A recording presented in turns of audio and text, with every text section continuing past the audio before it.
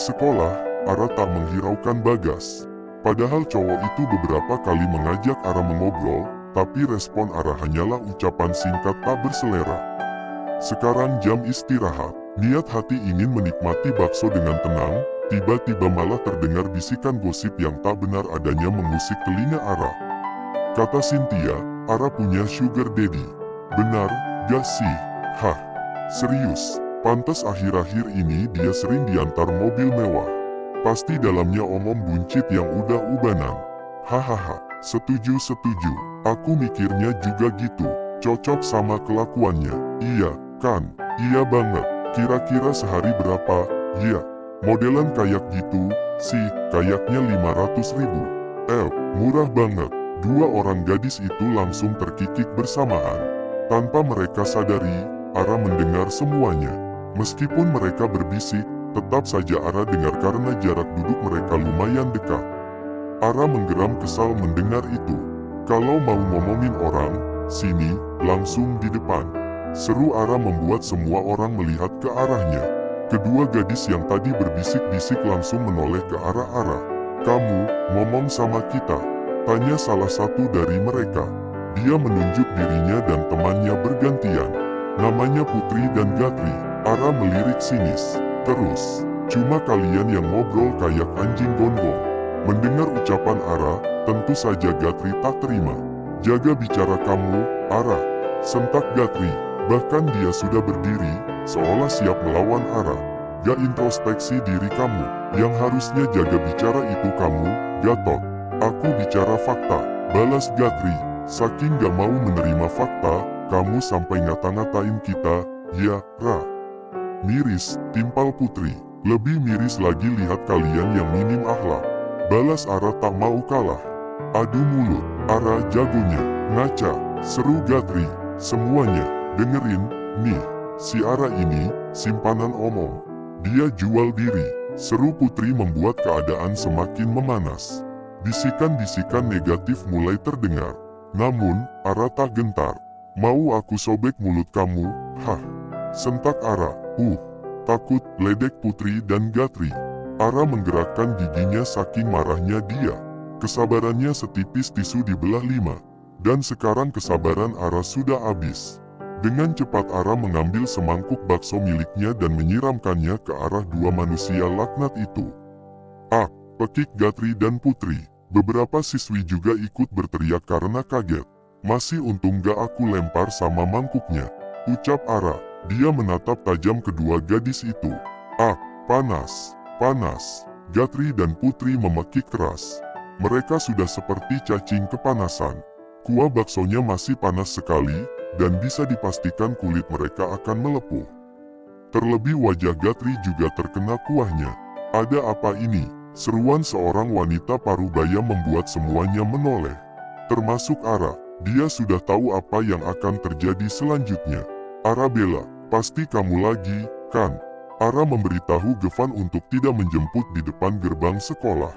Syukurnya Gevan menurutinya. Mereka sepakat bertemu di sekitar warnet yang tak jauh dari sekolah. Dan terpaksa Ara jalan kaki selama 5 menit. Yang penting tak membuat rumor negatif kembali memanas. Di tangannya ada surat untuk orang tua. Surat peringatan lebih tepatnya. Dan ayah Gama disuruh datang ke sekolah, harus datang. Jika ayah Gama tidak bisa datang, keluarga yang lain juga boleh. Tapi, Ara tetap tak bisa. Keluarga yang dia punya hanya ayah dan kedua kakaknya. Yang lain, mereka tidak tinggal di kota yang sama dengan Ara. Capek, tanya Gevan seraya memberikan air dalam botol pada Ara. Ara mengusap peluhnya setelah berhasil menutup pintu mobil. Dia menerima botol itu dan menghabiskan airnya. Lagian, kenapa harus ketemu di sini? Kelamaan, ujar Gevan. Ara menghela nafas kasar. Di sekolah, mereka gosipin aku punya sugar daddy, jawab Ara sambil cemberut. Kok bisa? Karena mereka lihat aku diantar sama mobil mewah terus. Mereka pikir aku jual diri. Padahal enggak, kan? Gevan mengangguk mengiyakan. Dia bergerak memasangkan sabuk pengaman untuk Ara. Kalau gitu gak usah didengerin, kata Gevan. Telingaku panas tahu, Kak. Ketus Ara. Terus kamu apain mereka tadi? Tanya Gevan. Dia yakin Ara melakukan sesuatu di sekolah. Aku siram pakai kuah bakso panas. Biar tahu rasa, jawab Ara menggebu. Gevan tersenyum, tangannya terulur menepuk-nepuk puncak kepala Ara, seolah sedang memberi apresiasi pada gadis itu.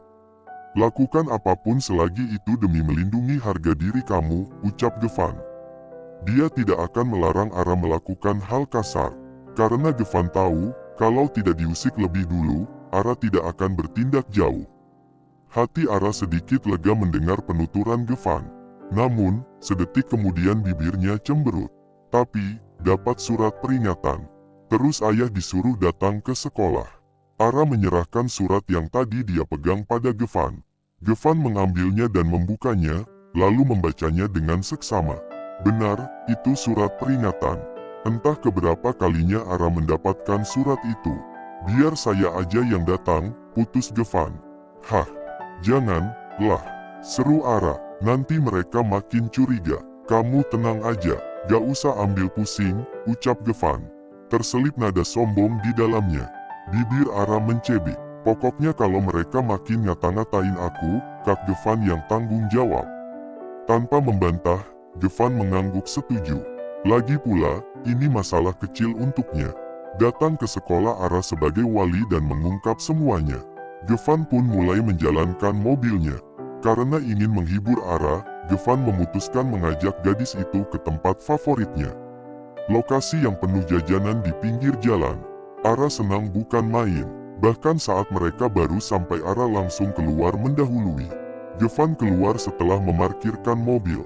Dia menyusul Ara yang sudah berdiri di depan gerobak martabak telur. Kehadiran Gevan membuat para gadis menatap ke arahnya dengan tatapan memuja. Paras rupawan Gevan selalu menjadi dambaan untuk para gadis, dan itu membuat Ara kesal.